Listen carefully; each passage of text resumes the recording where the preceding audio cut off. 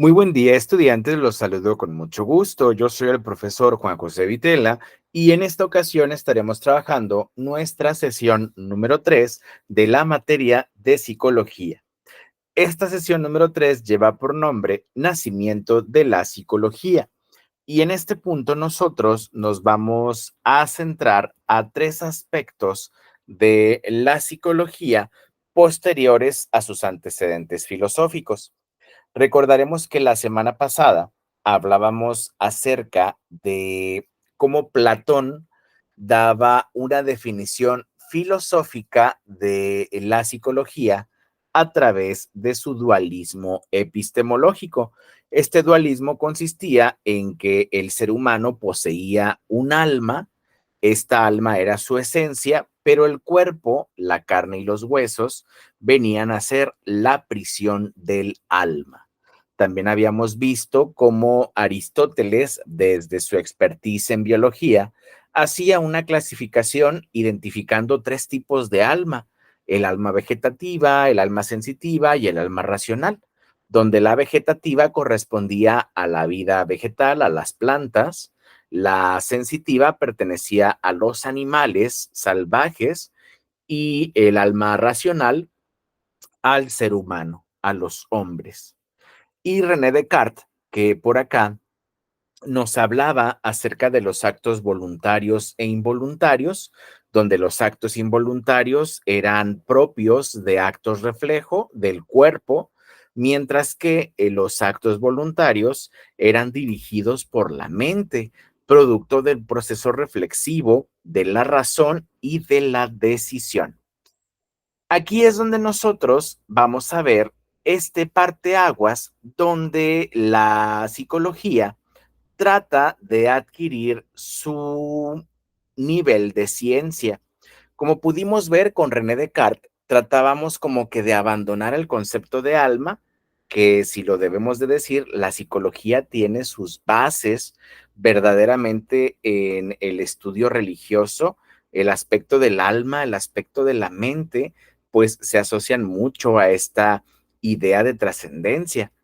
Pero a partir del siglo XVII, como lo veíamos con René Descartes, pues ya empieza a formularse un concepto de mente que a mediados del siglo XVIII comenzaría a asociarse a la anatomía y fisiología del cuerpo humano.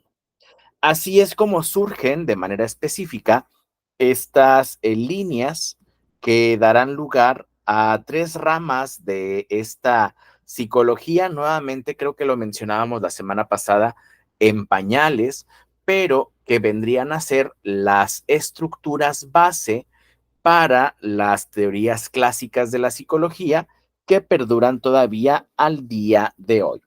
Y bueno, la primera que estaremos viendo como nacimiento de la psicología es esta estructura donde la mente comienza a tener, por decirlo así, aspectos observables, medibles y cuantificables. Este recibe el nombre de estructuralismo, donde se empiezan a desmenuzar y a descubrir algunas conexiones con las conductas y el funcionamiento de la mente.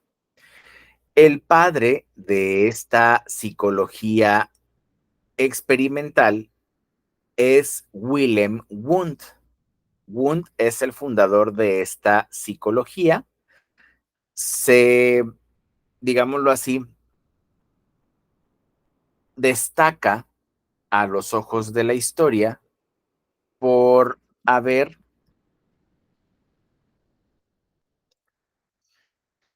establecido el primer laboratorio de psicología experimental en Leipzig, y el objeto de estudio del estructuralismo consistía en analizar, en estudiar y en clasificar los contenidos de la mente. De acuerdo al estructuralismo, los contenidos de la mente serían tres: las sensaciones, los sentimientos y las imágenes. Estos tres elementos son elementos simples, ¿Por qué? Porque están presentes de manera innata. Las sensaciones son todas aquellas producto de la percepción de nuestros cinco sentidos. El sonido, la vista, el gusto y el tacto y el olfato. Los sentimientos son igual innatos porque estos surgen a partir de la interacción con otros seres humanos. Como se dice en este campo de las ciencias factuales, el ser humano es un ser racional, pero también es un ser social, porque no es capaz de vivir en aislamiento y sin depender de otros seres humanos. Entonces los sentimientos surgen de manera innata. En los niños, en los bebés, es a lo que se le llama apego. Y las imágenes se producen a partir de la experiencia vital, a partir de la experiencia de vida. Los recuerdos, la imaginación, la fantasía, el suponer o el poder identificar o ubicar objetos, lugares, circunstancias a partir del lenguaje es precisamente un elemento simple, porque al momento de estarte relatando o al momento de estarte compartiendo información y tú imaginarte estas secuencias en tu mente, estás elaborando imágenes. Entonces, estos son elementos simples que dan lugar al establecimiento de este laboratorio experimental. El método de estudio del estructuralismo en la psicología experimental de Wundt es la introspección. Y bueno, aquí vamos a ver en esta psicología del conductismo en pañales que encontramos algunos temas de estudio relevantes, los cuales serían retomados más adelante para dar lugar al conductismo.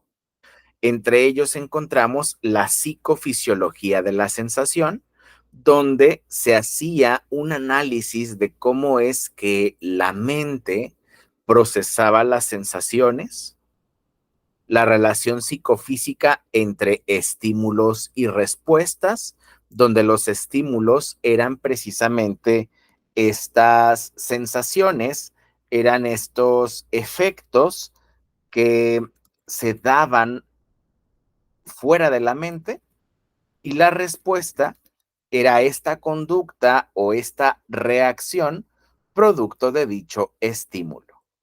Aquí como quiera ya hemos completado E de estímulo, R de respuesta. Y el tercer tema, también fundamental del estructuralismo, es la descripción de la conciencia sensorial, la forma en la que vamos nosotros experimentando estímulos, la forma en la que vamos también nosotros identificando reacciones y elaborando conductas, pues es parte de esta conciencia sensorial que nos hace recordar, que nos hace establecer memorias o bien que nos hace identificar riesgos. Vamos a ver un poquitito más a profundidad este aspecto del estructuralismo como una escuela base de la psicología. Y el estructuralismo no nace con Wundt de manera específica, ya había una idea previa. Edward Titchener es básicamente el primero en idear esta rama de la psicología. Aquí vamos a ver que esta idea estaba fundamentalmente centrada a lo experimental, por lo que todos los conceptos que algún momento Titchener ingenia o idea no logran ser concretados, no se basan en la experimentación. Y bueno, uno de los condicionantes del estructuralismo es que para que un concepto pueda ser objeto de estudio de la psicología experimental, tienen que estar basados en la experimentación. De lo contrario, un estímulo o una sensación que no puede basarse en experimentación no puede ser objeto de psicología. ¿Qué es el estructuralismo? En un ánimo por dar una definición específica, es una corriente filosófica y psicológica que considera la estructura de la mente como su objeto de estudio. Así también trata de conocer la estructura de la mente.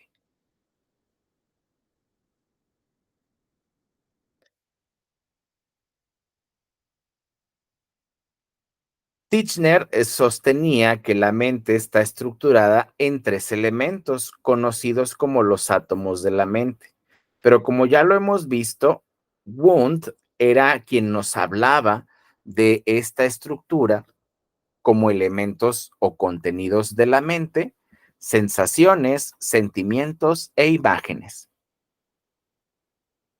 El método de investigación a través del cual se analizaban o estudiaban estos objetos o contenidos de la mente era la introspección. Y esta introspección experimental es la que da estatus científico a la psicología. Willem Wundt, como lo comentábamos en la lámina anterior, inaugura el primer laboratorio de psicología experimental en 1879 en Leipzig y fue el precursor, es el padre del estructuralismo de la psicología experimental. Entre los alcances o logros que nos deja Willem Wundt para los psicólogos es establecer el primer laboratorio de psicología experimental, como ya lo hemos mencionado, pero también la utilización del método científico como eje estructural para generar conocimiento de la psicología. De esta manera, a través del uso del método científico, se establece a la psicología como una ciencia independiente de la filosofía. El estructuralismo y la psicología experimental, de ahí viene el nombre de experimental, nos dice que la mente es una experiencia consciente del tiempo presente. La psicología experimental utiliza el tiempo de reacción para localizar estructuras del cerebro relacionadas con las conductas que se pueden observar. Establece dos componentes del comportamiento: lo subjetivo, que es esto que ocurre a nivel mente, a nivel razonamiento, a nivel memoria, y lo objetivo, que viene a ser la conducta expresa, es decir, lo que sucede, cómo reaccionas y los sentimientos que experimentas. Como te lo decía, el estructuralismo o la psicología experimental viene a ser este conductismo, pero en pañalitos. Vamos a continuar. Y la segunda base del nacimiento de la psicología es el funcionalismo. Por aquí James critica a Wundt porque asume, Walton James, que no podemos ver la mente, que lo que podemos ver son los comportamientos. James hace de la acción el punto central de estudio de la psicología. Para esto, la acción es lo que venimos a definir en la actualidad como comportamiento.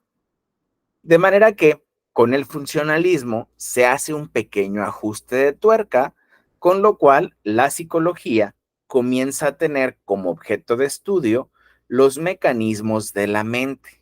¿Para qué utiliza la mente mecanismos? Básicamente para adaptarse. De acuerdo con James, el objeto de estudio del funcionalismo son las emociones, así como el interés por las observaciones objetivas.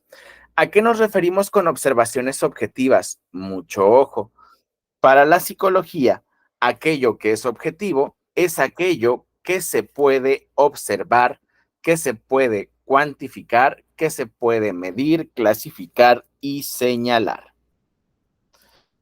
Y bueno, en este sentido, también un tercer objeto de estudio vendría a ser el sistema nervioso, porque a partir del sistema nervioso es cómo se empiezan a maquinar las funciones específicas del cerebro que dan lugar al comportamiento.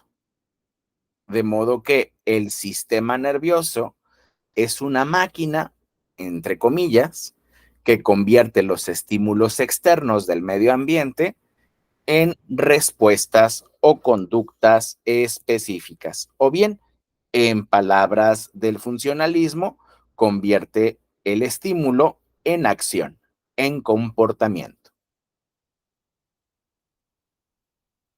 En la siguiente lámina vamos nosotros a concretar en un pequeño mapa conceptual cómo funciona esta perspectiva del funcionalismo.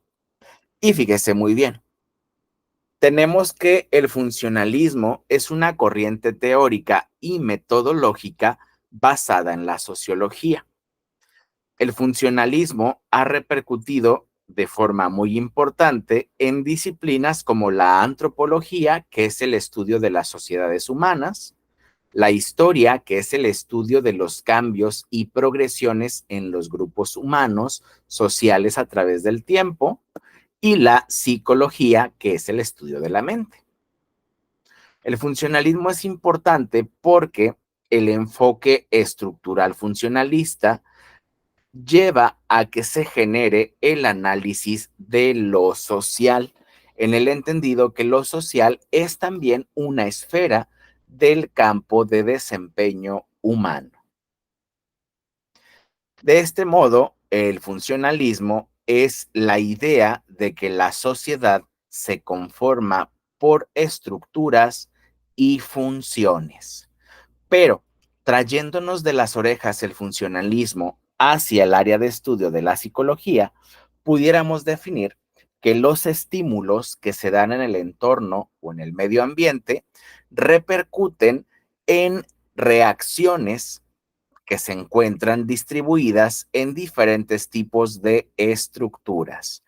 Para esto, las estructuras tienen funciones específicas. En las escuelas, en las iglesias, en las empresas, en la familia, en el Estado y en los medios de comunicación. No se me pierda. Para que esto tenga entendimiento, le voy a dar un ejemplo muy sencillito.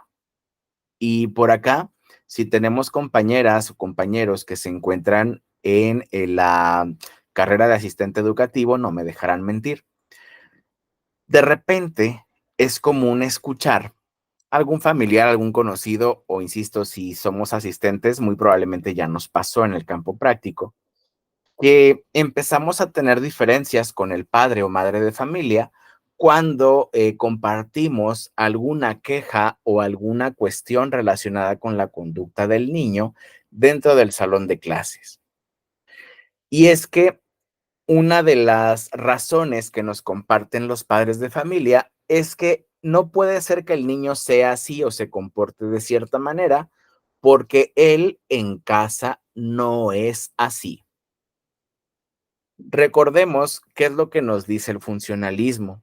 El funcionalismo nos habla de acciones, nos habla de comportamientos y nos dice que los comportamientos van a variar en función específicamente de los estímulos, de manera que el lugar donde el niño manifiesta conductas diferentes son estas estructuras a las cuales hace referencia el funcionalismo.